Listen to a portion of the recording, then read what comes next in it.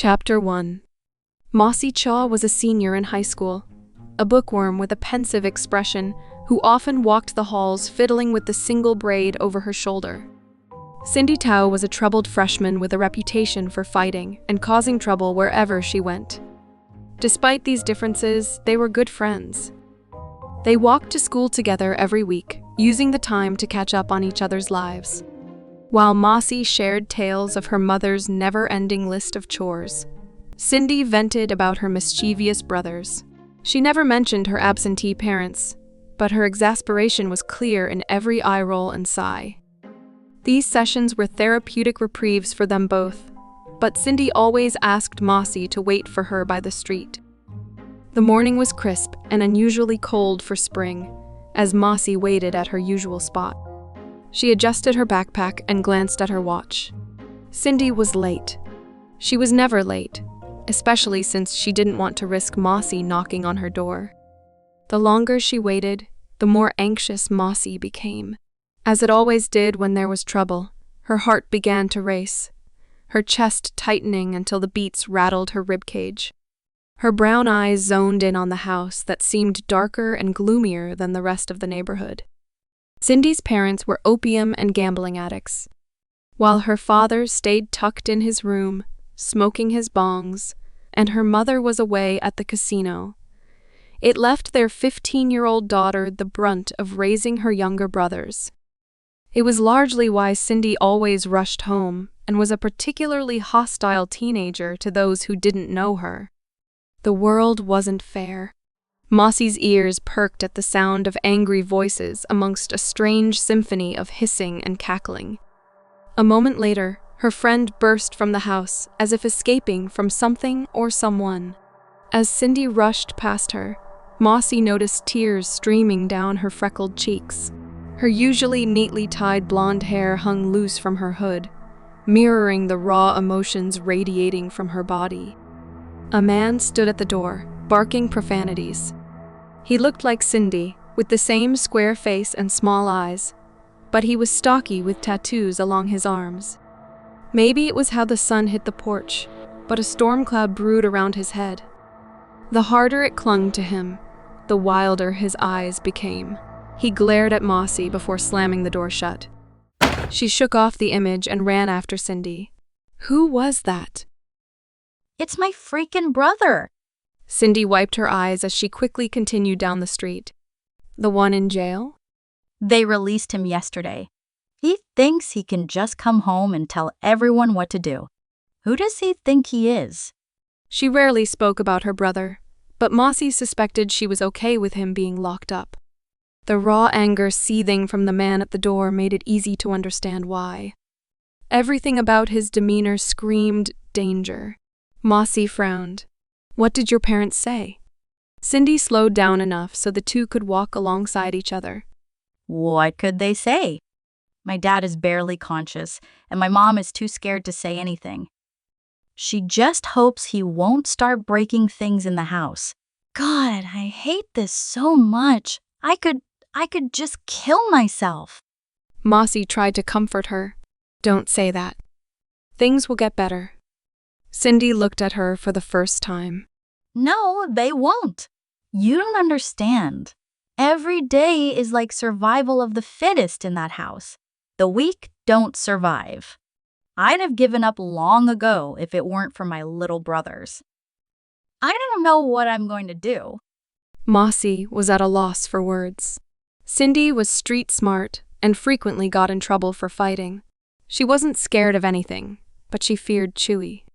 Brother or not, Mossy didn't understand why any parent wouldn't protect their children.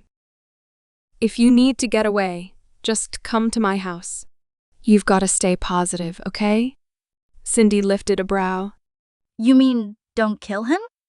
Yeah, please refrain from killing anyone. A big grin spread across her lovely face. Be productive. What the hell does that mean? It means don't go to jail for murder. You can get rid of him after you graduate and go to college. Mossy drew an invisible rainbow with her fingers. Cindy shook her head sadly. Me? College? Please, Fighting dirty is the only thing I know how to do. It was the only way she knew how to survive.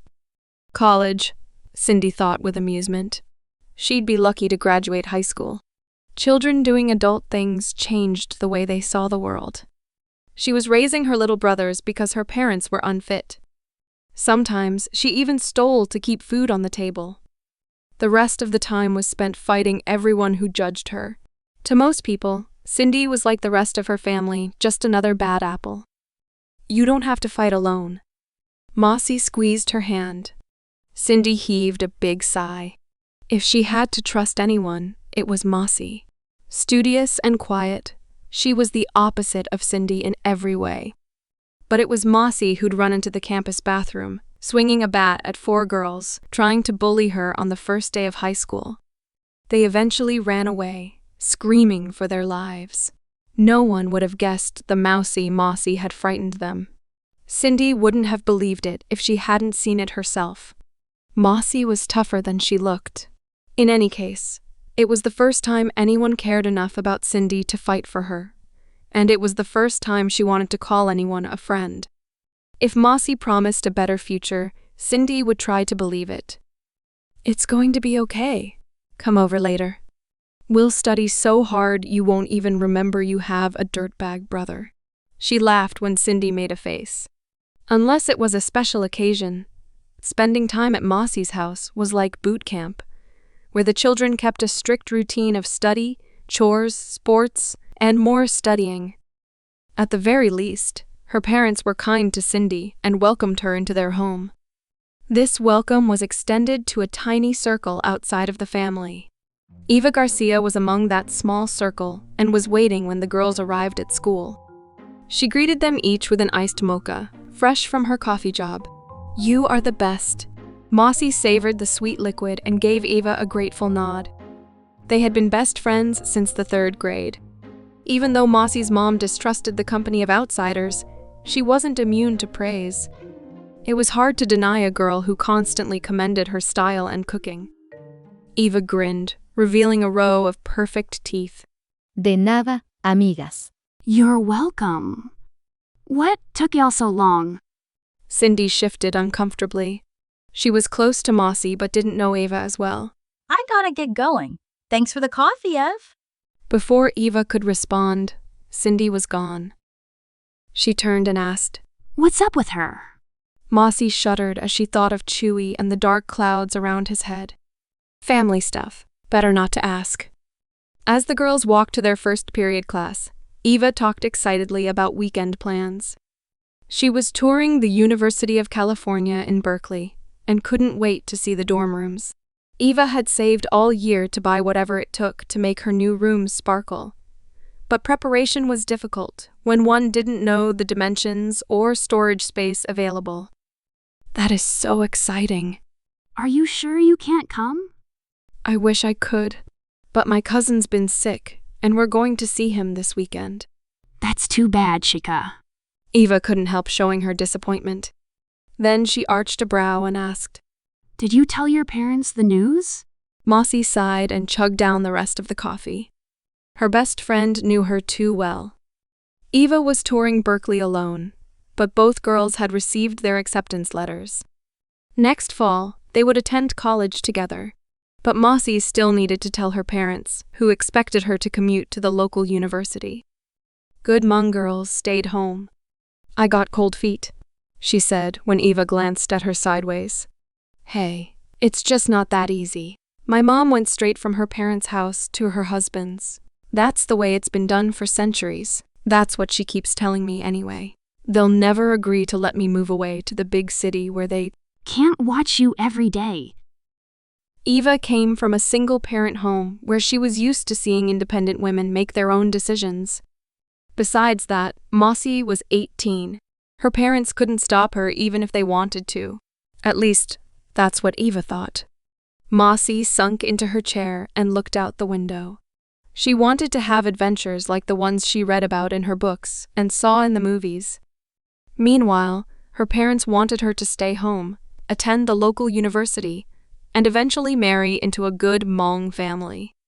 Kang and Blia only wanted the best for her, But what Mossy and they felt was best differed. Sensing the shift in her mood, Eva cast a beautiful smile. Never mind. We'll figure this out together. For now, let's think about prom. You still coming to my house next weekend, right? Mossy's eyes lit up.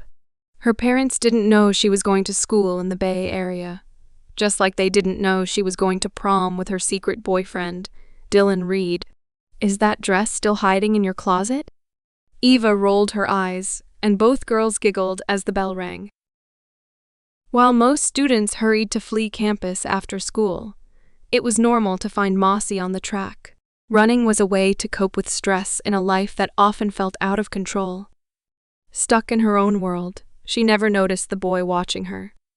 Dylan Reed, Valley High School's most stellar athlete, was impressed. The girl always arrived alone and stuck to the same routine: stretching, jogging, sprinting, jogging, and then stretching again. Once, he observed her gracefully leap over all the fence hurdles like a gazelle. Then, she left without glancing in his direction. Dylan wasn't conceited, but he wasn't used to being ignored. As a result, he found himself paying more attention to Mossy.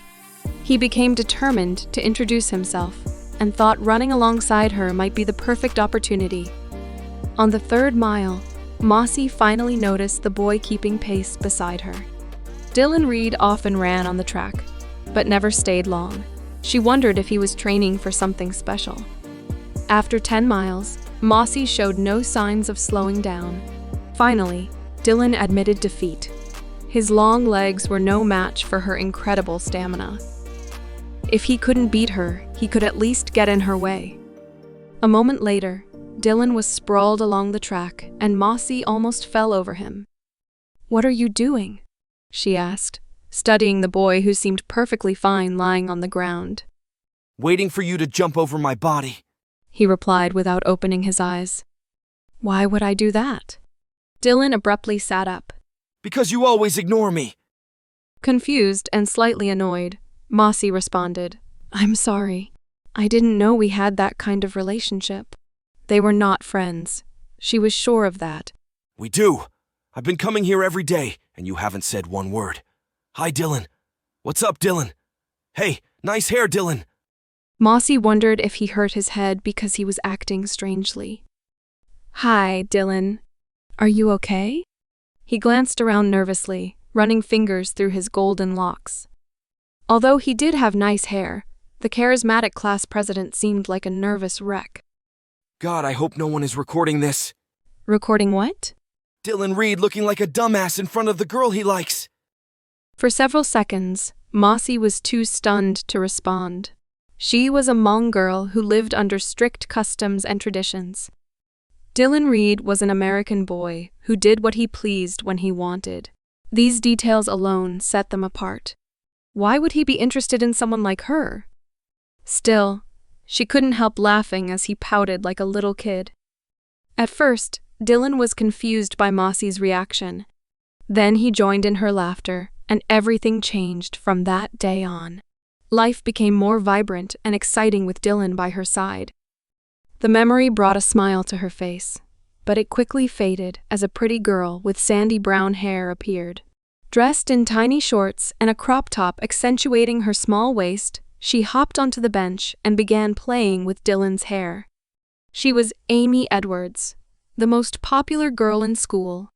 Dylan said something that made Amy shrug. As she returned to her friends, she cast a cross expression at Mossy. Whatever Dylan said, she hadn't liked it one bit. "Hey, Moss." He greeted with a smile. Moss. He was the only one who called her by that nickname, and she loved it. When he wrapped his arms around her, she melted into his embrace.